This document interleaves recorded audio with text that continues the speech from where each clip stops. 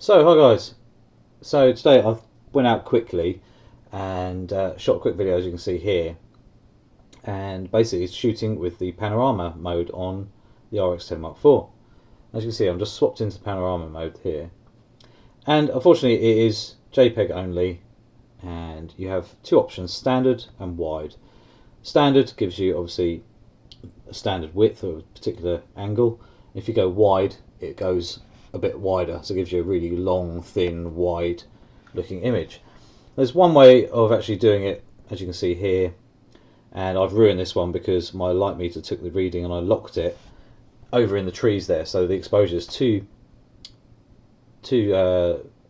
overexposed. As you can see there, it's very bright and it just didn't really work that well. As you can see here, there we go. So we'll do it again, a bit better exposure, and it works. It does the job, as you can see here.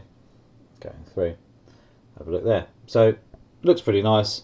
The actual image where I'm actually doing is pretty boring. It's just a quick look of where I was around the lake, and then I've just changed it to wide, so you can see now. I've just locked it in the middle of the lake there to give me more of a balanced exposure, and I'm actually going round much farther this time. Look, I was right round to the path.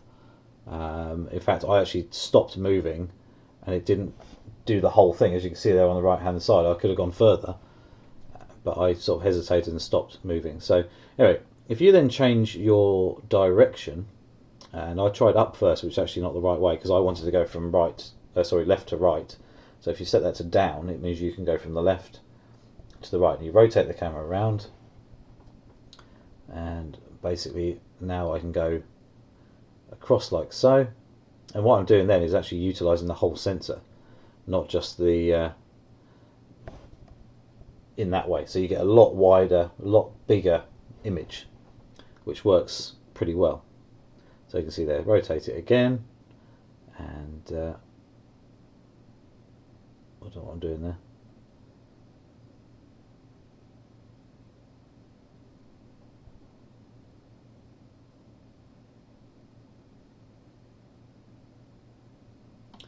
There we go. So doing it again, and round I go. That's the camera in portrait mode basically. And it just allows you to get a much bigger image. Obviously I didn't keep the camera very level because I'm an idiot, and the water is now not very level, unfortunately. But I was just experimenting with it and then swapping it around into different modes. And then what I did then was took a set of single images, which you'll see me take now, of approximately the same view I've had, but I've done it manually. So I'm now shooting in RAW, and basically it's given me a focus point wherever I was basically aiming. Unfortunately not far enough out. In fact, I've locked it into manual focus there to give me an even focus depth, but unfortunately it wasn't far enough, and you'll see later on that actually the distance is actually out of focus by a little bit. There we go. But it just shows you that I'm actually photographing individual images to stack in Photoshop, and as you can see there, I've done, I think it was 16 shots, and then I just started messing around, having a look here or there. But as you can see here, that's the first shot, thin and skinny. That's another one there. That's the one that was overexposed slightly due to my shutter speed being too slow. And then that's the wide one that I actually cut the end off, which was annoying, to the right. And then this is the one that I shot using the camera in portrait mode, going sideways. Then I was just messing around with the camera for a bit, just snapping away, just trying out this HDMI recorder. So obviously, if anybody's not been watching for a while, I've actually bought this HDMI recorder, so you can now see what I'm doing out on the field, kind of thing. So still getting used to using this. It's actually quite difficult to shoot from a screen. I'm so used to a viewfinder that following things like birds and stuff was actually quite interesting. Standing here and actually photographing a boathouse or whatever, it was fine. But as you can see, it's just me moving around and messing about. So anyway, let's jump to the to Photoshop, and I'll show you how I processed the images. Right, so other than actually shooting in the panorama mode on the cameras, you can actually obviously do it manually, and I tend to do it this way because I just find I've got more control. I'm shooting in RAW, and I'm not restricted by the auto mode or whatever causing me issues. Where in a couple of the shots earlier, because I decided to aim the camera at this tree here, and obviously it's dark, the light meter was reading there, so it upped my ISO, slowed my shutter speed down, whatever. So when I started taking the picture moving right, it had already locked exposure here, and I wasn't really paying that much attention until after the picture came, and I went, oh blimey, that's a bit bright. Then I realised what had happened. Obviously shooting in RAW, I can actually pull up and pull back a load of different, I can mess around with exposure, I can do loads of different things, which I already. So what we're going to do here is I took 16 RAW shots, overlapping around about a quarter of the image per image, to make sure that Photoshop can actually look and compare stuff to overlap. The focus points, unfortunately, were the foreground, not into the distance. So unfortunately, the distance shot, as in the depth, is very shallow. So for a landscape shot, it's not particularly good. But as an example, it gives you the idea. So in Photoshop, in RAW, I've opened all of the images in a line basically here.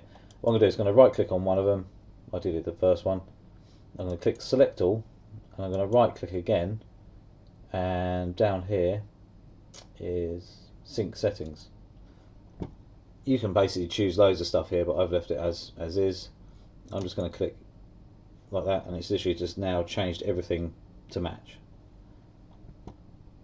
We can now click on here and we can go merge HDR, merge panorama, and merge to HDR panorama. So if you took multiple exposures and multiple images to overlay to give you multiple exposures in one image, you can actually do this. But what we're going to do is go merge to panorama. This won't work. This is because my focus points are all over the place, and also it's quite a complex image as such. So I have a feeling, yeah, it may fail. There we go. I knew it would.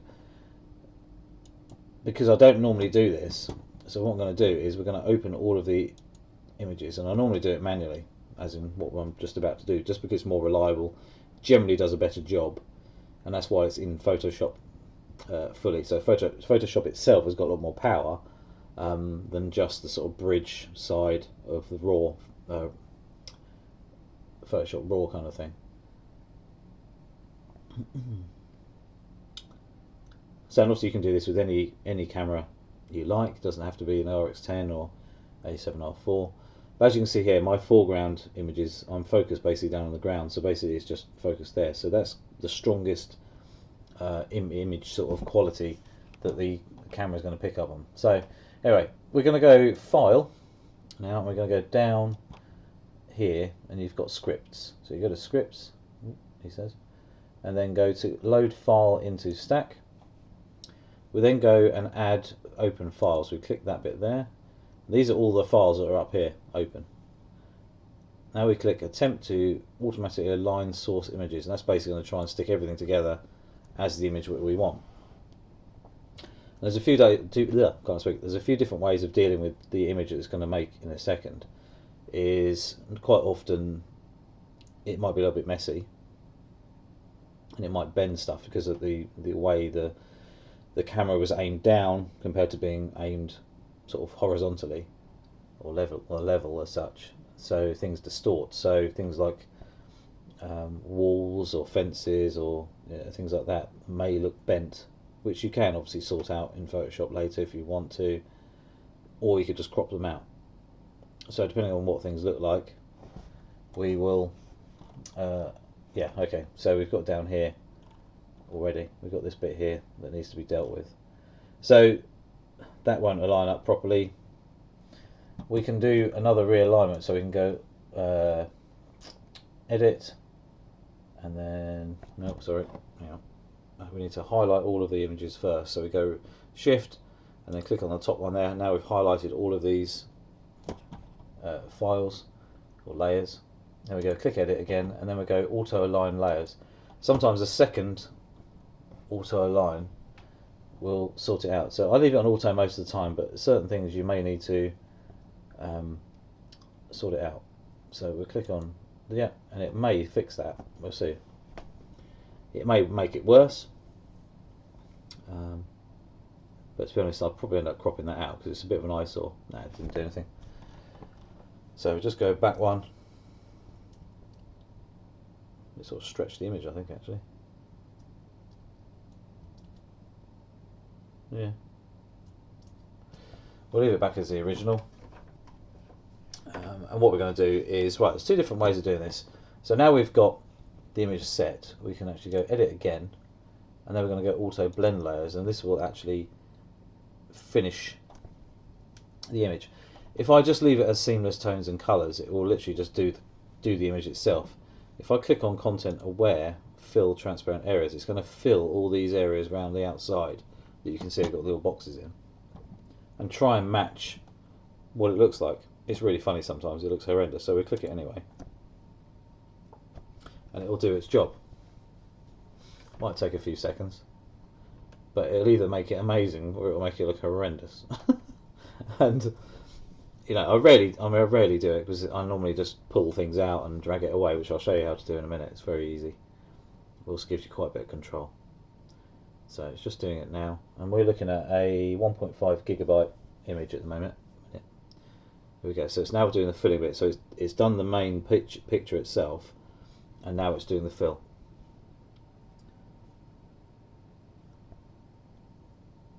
Do you know what? That's not bad actually at all. Apart from it's ruined the railing here, the grid or whatever for the overflow. The actual trees and path and everything is actually done very, very well. So when we look over here, it's actually, well, apart from a couple of little mess ups, it's done really, really well. Sky and everything's bang on. That's no real drama. So what we're going to do is we're actually going to go to layer, and we're going to flatten the image. And then I can we can go select and then deselect. So now we've got an image to mess around with. If it's a panorama and you wanted to keep it like that, personally I wouldn't have taken the shot with this grid in it at all. The other option is I could just mash over it with the, what's it called, tool?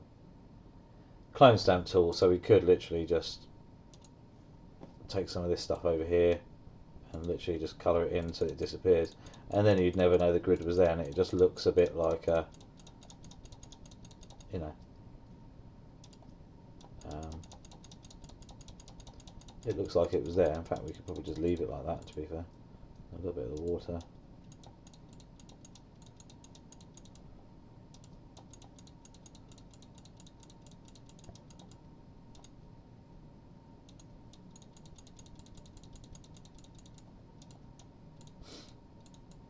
I mean, there you go. I mean, as is, it's not too bad. So that's one way of doing it. The other way would have been to do it would have been we would click on the rectangular mark tool, and then we could literally have gone highlight, right click, and then we go free transform. Depends how much picture you want to lose, but we could have also done warp, and what we could have done was dragged it down out the way, so you actually lose the drain as such. You could have, you know, you could have dropped it away. You can, there's lots you can do, you know, mess around. You can rejig the image as such. I'm going to cancel that because we don't want to, and then deselect once you're done. So it's looking all right. I mean, it's not the best picture in the world by any means because it just looks messy. But we can now go back into filter, and we can go down to camera raw filter. This is actually adding a filter. If you've taken something in JPEG, you can actually tweak the JPEG quite a bit with one of these, but I've actually done some comparisons properly, and even though the JPEGs are very good, the difference between RAW and JPEG is huge. Just the dynamic range, the actual image quality and everything is massively different, especially the shadows, the way it renders stuff. If you start messing around, so if I up the shadows now to bring this out, there's so much more that you can do in real RAW without too many problems. But you know, we can do whatever really. So I'm going to go to color mixer, And I'm just going to brighten up. You can see there, it's just going to up the luminance a little bit. The grass, I'm going to actually drop the greens away a little bit just to get rid of the saturation. The greens, it's more autumn, this style photo, so you know, we don't necessarily want it too dark, but at the same, as you can see there, as you can see here, into the sky, I don't know if you can see that, this is where, as a JPEG, you would get problems like this. So this is where you start messing around.